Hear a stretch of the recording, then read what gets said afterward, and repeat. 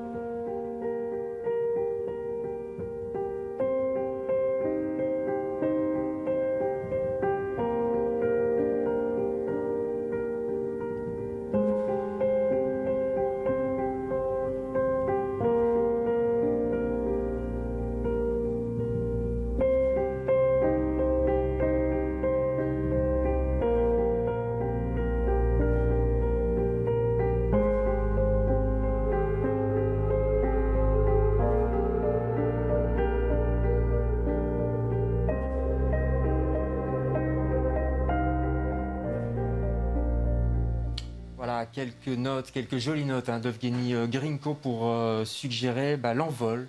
L'envol ici au bord de la mer, mais l'envol de manière générale. Bonsoir Sandrine Roudex.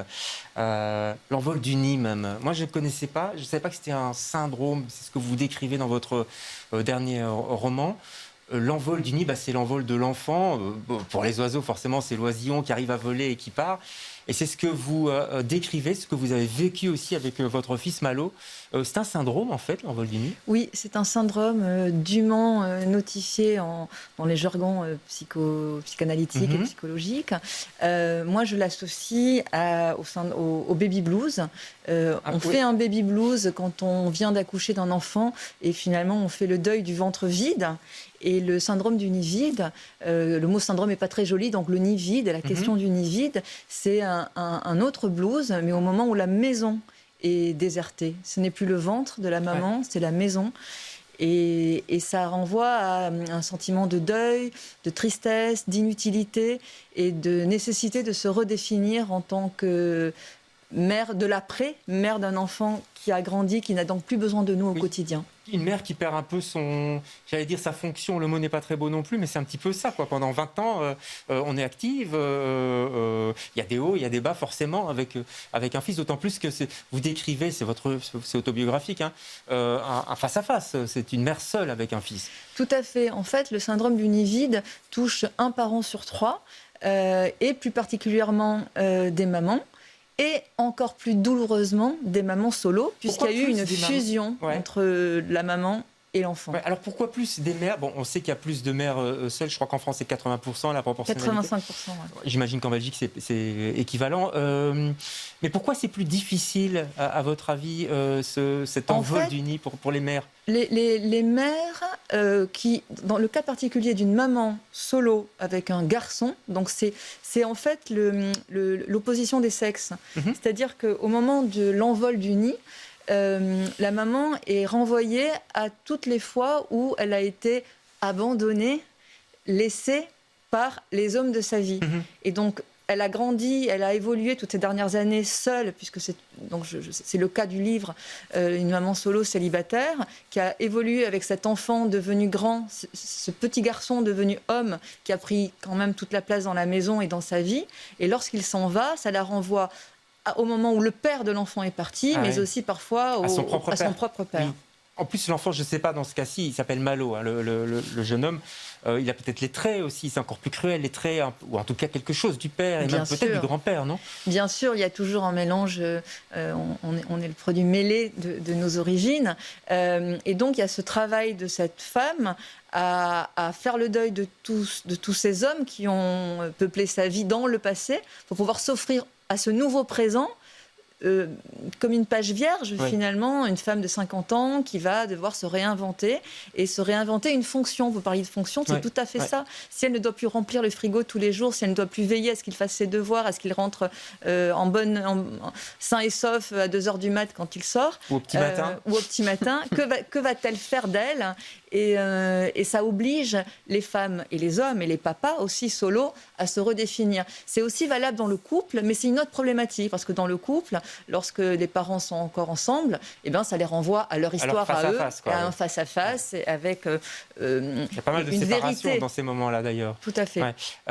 Alors, il y a des très belles phrases que vous avez écrites. C'est votre 3e roman, je crois. Quatrième. Quatrième, oui. Ça avait commencé avec La Tante. C'est marrant, c'est toujours autour de la famille, quelque part. Enfin, il y a quelque Tout à chose fait. de... C'est si important que ça, si prégnant que ça pour vous. Ce qui m'intéresse dans tous mes romans, c'est la question de l'identité à travers la famille, de l'héritage, de quoi Ouais. on hérite et qu'est-ce qu'on en fait, comment on se construit par rapport à nos parents, nos grands-parents, nos arrière-grands-parents. Mon premier livre, Attendre, se définissait l'histoire d'une jeune fille de 16 ans qui ne connaît pas son papa, qui va partir à la recherche de ses origines. Le deuxième, c'est sur la transmission mère-fille. Ouais. Donc c'est comment on se transmet de fille, de mère, de grand-mère, d'arrière-grand-mère, le rapport à l'homme et le rapport à la féminité. Et ce dernier, donc, c'est sur l'ascendance et non plus sur la descendance, mais c'est toujours cette question d'identité et de construction et d'émancipation et de résilience, évidemment. Sandrine, quand vous écriviez ces précédents romans, le Malo, il était là, il grandissait à côté de vous, j'imagine. Il voyait de temps en temps sa maman s'enfermer dans son bureau. En plus, vous êtes photographe, donc vous voyagiez beaucoup. Est-ce que vous imaginiez un jour d'écrire sur votre propre vie et sur le départ de Malo? Ça vous a surpris, il avait 17 ans quand même. Oui, en fait, non, j'imaginais pas, puisque j'ai toujours écrit plutôt sur ma famille ascendante au-dessus de moi, donc, et puis surtout en décalant, en étant dans un processus complètement Distancié. romanesque, Ouais. distancié, les prénoms étaient changés, les métiers étaient changés, les situations étaient changées, rien n'avait existé à part le psychologique et le relationnel, qui est vraiment ce qui m'intéresse. Et celui-ci, lorsque j'ai commencé à travailler sur ce texte, d'abord j'ai commencé à titre thérapeutique, parce que j'avais besoin d'écrire, de sortir, je regardais ces photos, j'écrivais ce qui me venait, ça me tenait compagnie, ça remplissait, ça comblait le vide. Et puis, lorsque j'ai décidé d'en faire un roman, j'ai commencé par travailler une construction, donc qui dit roman dit construction Oui, donc vous dites narrative. roman, hein, on n'est pas dans l'autobiographie. Non, non, la différence, en fait, c'est que je parle de moi dans ce livre. D'ailleurs, je dis je ne me cache pas, je ne me distancie pas. Mais par contre, il y a une construction de chapitres. Je commence par la fin, je vais au début. La question de l'autobiographie, il y a quelque chose de chronologique et d'immédiat. Là, ça reste une construction romanesque, même si c'est à partir de moi. Il reste quand même la question de l'intime, de nommer par exemple votre fils. Je ne sais pas s'il est content de ce bouquin, votre gamin. Il a été au courant du projet dès le départ, c'est important qu'il le sache. Je lui ai proposé de lire à plusieurs reprises, il n'a jamais voulu. Il m'a dit je lirai quand il sera sorti, c'est ton point de vue, c'est ton interprétation. Il a eu cette intelligence-là. Et quand il est sorti, il m'a dit quelque chose de très joli, alors que j'avais évidemment très peur. Et il m'a dit, tu sais, je t'entends, c'était le début, au mois de janvier, il y avait des interviews, et il m'a dit, je t'entends dire tout le temps que c'est pour les mamans et pour les parents, mais finalement tu oublies de dire que c'est aussi un livre qui s'adresse aux adolescents, qui peuvent les aider à mieux comprendre leurs parents lorsque ça se passe mal, lorsque la communication est brisée, lorsqu'il y a beaucoup de malentendus. C'était un joli compliment. C'est magnifique ce qu'il dit. Ça veut dire que c'est peut-être aussi quelque part une bouteille que vous lui avez lancée, une bouteille à la mer que vous lui avez lancée. Oui, et pour lui, et pour moi, et pour tous les autres parents et tous les autres adolescents. De livre en livre, ce qui m'intéresse, c'est de construire une réflexion littéraire, mais aussi psychologique quelque part, pour réfléchir à des problématiques relationnelles et intimes et très personnelles. Et finalement, je me dis qu'en parlant de la petite histoire, on peut arriver à une grande histoire, on peut arriver aux majuscules de toutes nos intimités et aux moyens de s'en libérer. Alors, vous êtes photographe, plutôt portraitiste, je crois. Oui. Et le livre est construit aussi sur les photos de votre fils, autour de ces photos. Vous ne décrivez pas les photos, vous prenez la photo, vous en éloignez un petit peu à travers différentes couches d'âge, c'est ça, hein, Oui, d'âge, la question, c'était de comment on meuble l'absence. Et on a tous des albums de famille chez nous. Et avait, maintenant, avec le un téléphone... peu moins, mais encore, parce que j'ai pas mal d'amis qui les impriment et qui en font encore, ou des pêle-mêle sur le frigo, vous savez. Et en fait, je me disais qu'une manière de meubler l'absence, pour moi, ça a toujours été d'écrire, c'est un soulagement, et en même temps, de rentrer dans la vie de tous les autres lecteurs par le biais de photos qu'ils ont eux aussi. ça veut dire que c'est posé la question au départ de montrer ces photos sur lesquelles j'écris au début de chaque chapitre. Et puis finalement, non, cette photo, tout le monde a dans son album de famille ou dans sa tête la photo de l'enfant qui a perdu une dent, qui souffle son gâteau d'anniversaire. Et c'est en faisant ça que j'ai voulu atteindre quelque chose de plus universel. Mais c'est ça exactement, parce que vous ne décrivez pas la photo, on se dit, ah ben oui, chacun pense à son propre enfant. Est-ce qu'il y a un âge, une question un petit peu facile, excusez-moi à l'avance, mais est-ce qu'il y a un âge plus cool pour être maman d'un gosse? Je veux dire, je pense aux mamans qui nous écoutent, elles peuvent se dire, oh là là, ça va être dur. Est-ce que 5 ans, c'est plus facile que 8 ans Oui, ou moins que 11 avant la 4e et la 3e, avant le lycée. Oui. Avant le lycée, parce que... Donc avant les humanités ici pour la Belgique. Oui, ouais. C'est ça. En fait, avant le moment où ils commencent vraiment à affirmer une identité, à se construire complètement en dehors de la famille, avec leurs profs, donc, avec leurs copains, et où ils ont besoin d'affirmer quelque chose de différent par rapport aux parents. C'est le moment où ils s'envolent des jupes, du giron. C'est déjà un premier deuil qu'il faut faire. Oui. Mais en fait, dans le livre, ce que j'ai essayé de raconter, c'est que finalement, ce dernier deuil, qui est le deuil donc le moment du nid vide, n'est que le fruit de toutes les autres séparations qui ont jalonné la vie d'une mère et d'un enfant. La séparation, elle commence au moment de la naissance, par la séparation de corps, au moment de l'accouchement. Elle se poursuit par la séparation de bras. On porte notre enfant et puis à un moment, il se met à marcher. Ah, ça y est, il nous échappe. Il va où il veut. C'est plus nous qui décidons de le poser quelque part. La séparation continue avec le langage, au moment où il dit non. La séparation où il continue lorsqu'il va pour la première fois à l'école, et donc il va dépendre d'un autre adulte que nous, dans un autre référentiel qu'on ne connaît pas, l'espace de la classe, tout ça nous échappe. Donc en fait, on met au monde un être, mais c'est pour une séparation permanente presque. Alors en fait, on le sait, on fait des enfants pour les voir partir. Si on a fait son boulot de parent, on les a rendus autonomes et on doit s'en réjouir. Ça, c'est la théorie.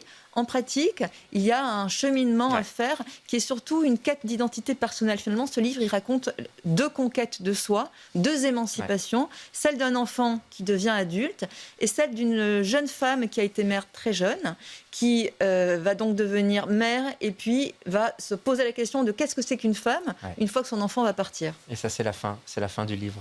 Merci infiniment.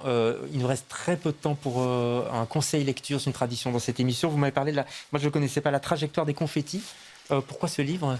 Eh bien, écoutez, je viens de le lire. C'est un livre formidable qui raconte de la vie d'une grande famille, mais des années 1700 à 2030-2040, par le biais de petits chapitres très courts qui racontent non pas la famille, mais les relations amoureuses au sein de cette famille, et plus particulièrement ce qui se passe dans la chambre à coucher. Et donc ça va des parents, des grands-parents, des beaux-parents, des enfants devenus jeunes, moins jeunes. C'est formidable et très intelligent. Merci pour ce conseil. Le nôtre, c'est ce qu'il faut. On n'a pas parlé du titre, il est magnifique. Donc on comprend un petit peu en ayant écouté l'interview ce qu'il faut d'air pour voler. Qui est l'air laissé à l'enfant, mais aussi aux parents pour grandir. Très beau titre. Merci beaucoup Sandrine Roudex. À bientôt. Nous on se retrouve demain avec d'autres invités. Bonsoir.